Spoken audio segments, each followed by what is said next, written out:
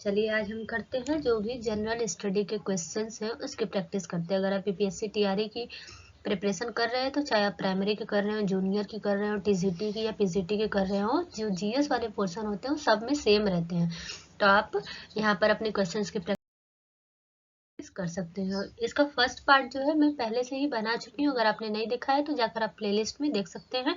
वहाँ पर मैंने बीपीएससी जीएस के नाम से इसको ऐड कर दिया है। चलिए आज के जो सेकंड पार्ट का 30 क्वेश्चन उसमें करा दिए थे, जो सेकंड पार्ट का 31 क्वेश्चन मतलब फर्स्ट क्वेश्चन है उसको करते हैं। Who edited the magazine young India? Young India पत्रिका का संपादन किसने किया? संपादन किसने किया था बताइए? मिसेस एनी बेसेंट ने, महात्मा गांधी ने, मोतीलाल नेहरू ने, एक से अधिक, या फिर इनमें से कोई नहीं? तो इसका आंसर होगा यंग इंडिया। याद रखिएगा कि यंग इंडिया का जो संपादन है वो महात्मा गांधी ने किया था। किसने किया था? यंग इंडिया का जो संपादन है वो किसने किया था? तो महात्मा गांधी ने किया था। और जो यंग इंडिया है ये क्या था? वीकली पत्र था। हम पिछली वीडियो में आपको बता चुके हैं कि जो मासिक पत्र होता है और साप्ताहिक पत्र होता है और उसके बाद डेली दैनिक पत्र होता है, उन सब में क्या डिफरेंस होता है। तो एक ऐसा था, यंग इंडिया जो था वो कैसा था? वो साप्ताहिक पत्रिका थी। उसके बाद नेक्स्ट क्वेश्चन देखते हैं कि हुंकार हिंदी साप्ताहिक पत्रिका प्रकाशन से कौन संबंधित थे? तो देखते हैं, यमुना कारजी, राहुल सांकृत्यायन, सहजानंद सरस्वती, एक से अधिक, या फिर इनमें से कोई नहीं थे। इसका आंसर क्या होगा? एक से अधिक। देखिए एक से अधिक कैसे होगा? जो हुंकार हिंदी साप्ताहिक पत्रिका के प्रकाशन से संबंधित थे तो वो कौन कौन थे? ये हुंकार जो था वो साप्ताहिक पत्रिका 1940 में प्रकाशन हुआ था। कब हुआ था? 1940 में। और इसमें यमुना कारजी, राहुल सांकृत्यायन और उसके बाद सहजानंद सरस्वती, तीनों लोग संबंधित थे इससे। राहुल सांकृत्यायन जो थे इसके संपादक थे। पूछा है कि संबंधित थे, वो मतलब ऐसे सिंगल नहीं पूछा है। तो जो ये राहुल सांकृत्यायन थे, याद रखिएगा ये क्या थे? संपादक। अगर पूछेगा कि हुंकार हिंदी पत्रिका या हुंकार पत्रिका के संपादक कौन थे, तब इसका आंसर रहेगा राहुल सांकृत्यायन। तो याद रखिएगा कि जो राहुल सांकृत्यायन थे वो क्या थे? संपादक थे। क्या थे? इसके संपादक थे। ठीक है। और जो स्वामी सहजानंद सरस्वती थे इसके प्रकाशक थे। जो सहजानंद सरस्वती थे क्या थे? प्रकाशक थे। अगर पूछेगा कि हुंकार के प्रकाशक कौन थे, तो स्वामी सहजानंद सरस्वती थे। और अगर पूछेगा कि संपादक कौन थे, तो राहुल सांकृत्यायन थे। चलिए नेक्स्ट क्वेश्चन पर देखते हैं। इंपॉर्टेंट है। पाकिस्तान और द पार्टीशन ऑफ इंडिया किसने लिखा था? Pakistan or the partition of India, याद रखिएगा कि जो Pakistan or the partition of India है किसने लिखा था? मोहम्मद इकबाल ने, मोहम्मद अली जिन्ना ने, डॉक्टर भीमराव रामजी अम्बेडकर ने, या फिर इन्हीं को बी आर अम्बेडकर मतलब भीमराव अम्बेडकर कहते हो। एक से अधिक, या फिर इनका पूरा नाम है, या फिर इनमें से एक से अधिक। तो एक से अधिक तो होगा नहीं। Pakistan or the partition of India ये लिखा था भीमराव अम्बेडकर साहब ने। किसने लिखा था? एक बहुत बड़े, बहुत पर्सनालिटी वाले इंसान थे।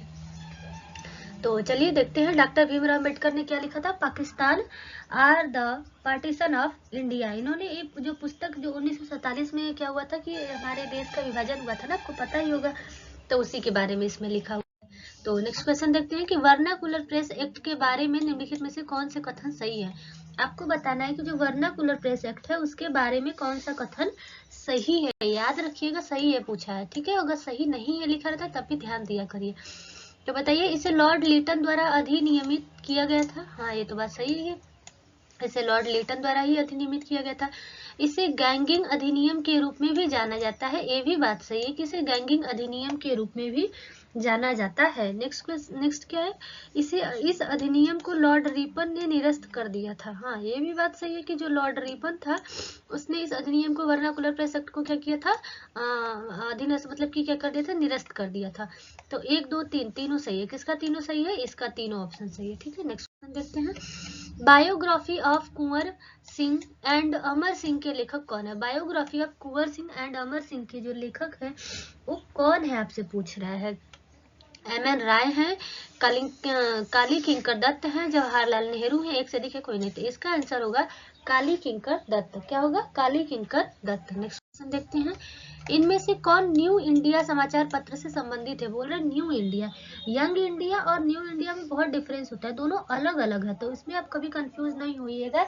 जो न्यू इंडिया है, यंग इंडिया से कौन थे? वो गांधी जी थे। और अगर न्यू इंडिया पूछेगा तो गांधी जी, एनी बेसेंट, सुरेंद्रनाथ बनर्जी या एक से अधिक या कोई नहीं। तो इससे कौन से संबंधित है? तो एनी बेसेंट रहेगा। न्यू इंडिया से संबंधित कौन है? Annie Besant. नेक्स्ट क्वेश्चन देखते हैं। पुस्तक द ब्यूटीफुल ट्री, ये बुक का नाम है कि the beautiful tree indigenous Indian education in the 18th century, किसने लिखी है? आपको बुक का नाम दिया हुआ है कि जो the beautiful tree indigenous Indian education in the 18th century है, वो किसने लिखा है? धर्मपाल ने लिखा है, तिलक ने लिखा है, या फिर गांधी जी ने लिखा है, एक से अधिक या फिर कोई नहीं। तो इसको लिखा है, किसने लिखा है?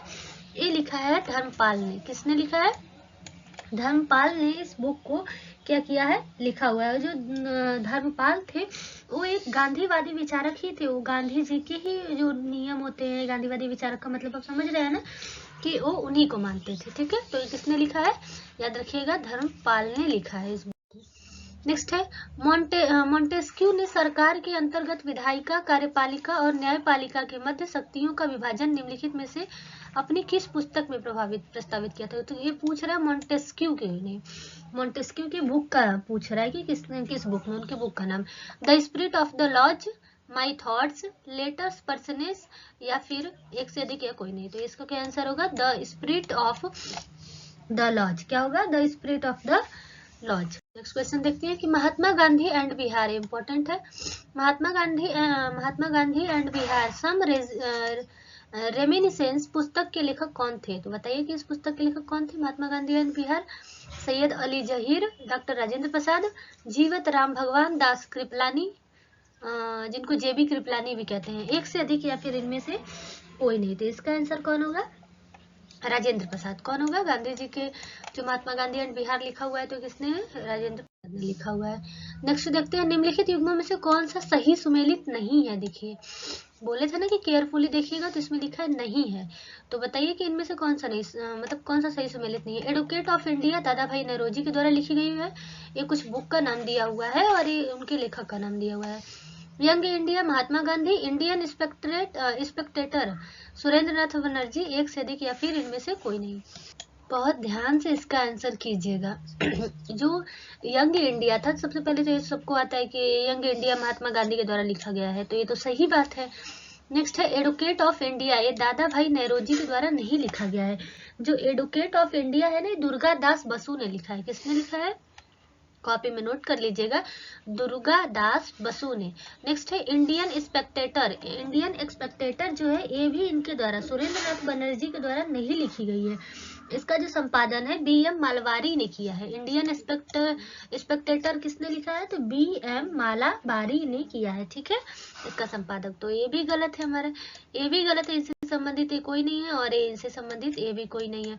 तो इसका आंसर क्या हो जाएगा? D, एक से अधिक हो जाएगा। ठीक, नेक्स्ट देखते हैं। ऐसे क्वेश्चन से नंबर काटते हैं। निम्नलिखित कथनों में से कौन सा सही है? A bunch of old letters का लेखन डॉक्टर राजेंद्र प्रसाद ने किया है।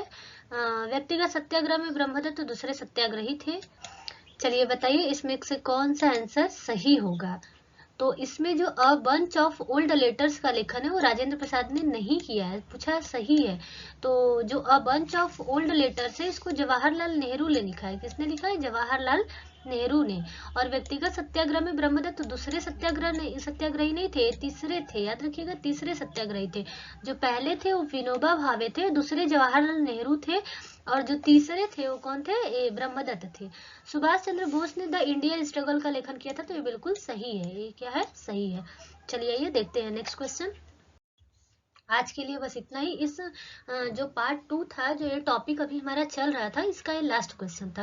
अब हमारा नेक्स्ट टॉपिक स्टार्ट होगा, जो 19वीं शताब्दी में सामाजिक एवं सांस्कृतिक जागरण। इट मीन्स कि जो भी उनसे पूछता है, राजा राम मोहन राय से, स्वामी विवेकानंद जी से, और उसके बाद इन लोगों से संबंधित जो भी क्वेश्चन पूछते हैं ना, वो हम अब नेक्स्ट टॉपिक में पढ़ेंगे, और वो हमारे लिए बहुत मोस्ट इंपॉर्टेंट है। तो आप अगर आप ये वीडियो बाद में देख रहे हैं तो आप जाकर उसको क्या करिए, देख सकते हैं। प्लेलिस्ट में क्या रहेगा? ऐड रहेगा, तब तक अब बन गया रहेगा। ये आपका होमवर्क है। अगर आपने इसको जो मैंने क्वेश्चंस कराए हैं उसको बहुत केयरफुली किया होगा तो इसका आंसर आप बहुत इजीली दे सकते हैं। और अगर आपने नहीं मतलब उसको केयरफुली देखा है तो आप इसका आंसर नहीं दे पाएंगे। और ये बहुत गलत बात है। आप कुछ भी क्वेश्चंस कर रहे हैं उसको बहुत ध्यान से देखिए, और अगर आपको नहीं आ रहे हैं तो उसको क्या करिए, कॉपी पर अपने राइट कर लीजिए उस क्वेश्चन आंसर को, क्योंकि जितने क्वेश्चंस हैं वो सब क्या है, PYQ है और बहुत ही मोस्ट इम्पोर्टेंट क्वेश्चंस है। तो ठीक है, इस क्वेश्चन का आंसर आप हमें कमेंट बॉक्स में दीजिएगा। आज के लिए बस इतना ही, मिलेंगे अब हम नेक्स्ट क्लास में। जय हिंद, जय भारत।